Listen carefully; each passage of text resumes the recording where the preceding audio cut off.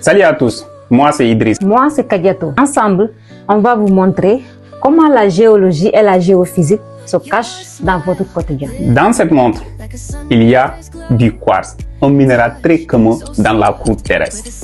On le retrouve dans le granit, dans les sables, partout.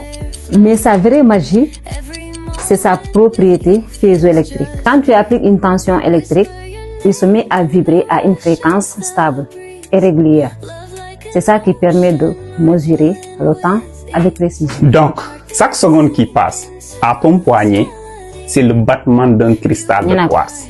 La mine de ce crayon, ce n'est pas du plomb, mais du graphite, une forme de carbone pur, comme le diamant. La différence, c'est l'agencement des atomes. Dans le graphite, ils sont en couches qui glissent facilement. Parfait pour écrire. Dans le diamant, ils sont liés dans une structure 3D ultra solide, d'où sa dureté exceptionnelle. Donc, chaque fois qu'on écrit avec un crayon, on trace avec le cousin pauvre du diamant. Exactement. Même élément chimique, deux propriétés physiques totalement différentes. Ton téléphone, c'est un vrai musée minéralogique miniature. Cuivre, lithium, cobalt, nickel, tantal, or, étain, quartz, tous extraits de roche. Et sans leurs propriétés physiques, rien ne marcherait. Le cuivre conduit parfaitement l'électricité. Le lithium est léger et stocke bien l'énergie dans les batteries. Le silicium, dérivé du quartz, est un semi-conducteur idéal pour les circuits. Bref, chaque appel, chaque selfie, chaque vidéo de chat, c'est possible grâce aux minéraux.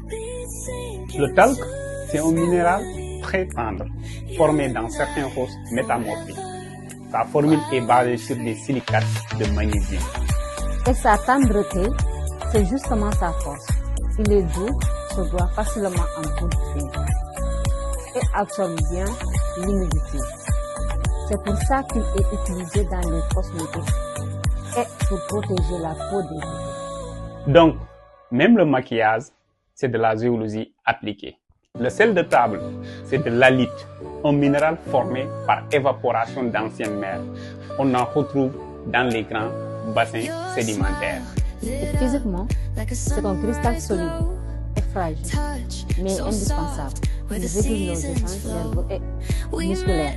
Et à grande échelle, on l'utilise aussi pour dégeler les routes. Donc, quand tu mets du sel dans tes délicieux plats que tu me prépares tous les jours, tu y ajoutes un petit morceau de séance aussi.